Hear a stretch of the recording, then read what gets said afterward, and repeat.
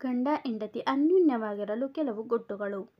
ಸ್ನೇಹಿತರೆ, ಗಂಡ ಹೆಂಡತಿಯ ಸಂಬಂಧ ಗಟ್ಟಿಯಾಗಿರಬೇಕು ಅಂದರೆ ಅವರಿಬ್ಬರ ಮಧ್ಯೆ ಜಗಳ ಆಗಲೇಬೇಕು.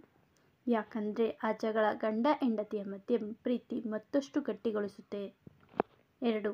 ಗಂಡ ಹೆಂಡತಿಯ ಸಂಬಂಧ ಮತ್ತಷ್ಟು ಗಟ್ಟಿಯಾಗುತ್ತಾ ಹೋಗಬೇಕು ಅಂದರೆ ವಾರದಲ್ಲಿ ಕನಿಷ್ಠ 3 ಸಲವಾದರೂ ಸಂಭೋಗ ಮಾಡಲೇಬೇಕು.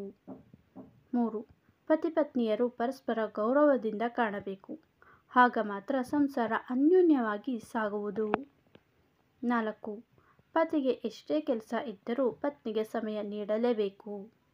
5. ಪತಿ ಪತ್ನಿಯರು ಪ್ರತಿದಿನ ಒಟ್ಟಾಗಿ ಕೂತು ಊಟ ಮಾಡಬೇಕು.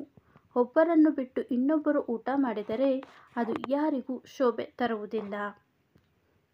6. ಪತಿ ಪತ್ನಿಯರ ಮಧ್ಯೆ ಜಗಳ ಆದಾಗ ಪರಸ್ಪರ ತಾಳ್ಮೆಯಿಂದ ಇರುವುದನ್ನು ರೂಢಿಸಿಕೊಳ್ಳಬೇಕು.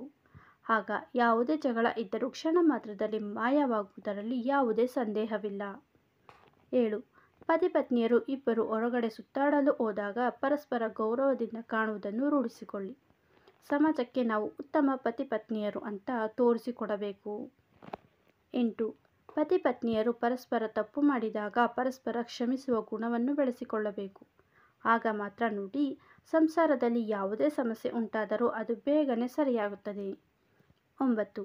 ಉತ್ತಮ ಪತಿಯಾದವನು ಸಂಸಾರವನ್ನು ಚೆನ್ನಾಗಿ ನಿಭಾಯಿಸುವುದನ್ನು ಕಲಿತುಕೊಳ್ಳಬೇಕು.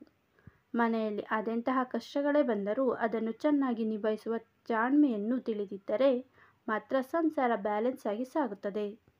10. ಅದೇ ತರಹ ಪತ್ನಿಯಾದವಳು ಕೂಡ ಪ್ರತಿದಿನ ಯೂಟ್ಯೂಬ್ನಲ್ಲಿ ಅಡಿಗೆ ರೆಸಿಪಿಗಳನ್ನು ನೋಡಿ ವಿವಿಧ ಬಗೆಯ ರುಚಿಯಾದ ಅಡುಗೆಯನ್ನು ಗಂಡನಿಗೆ ಬಡಿಸಬೇಕು.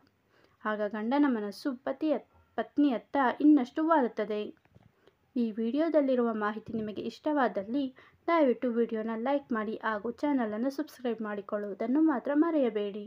ಧನ್ಯವಾದಗಳು.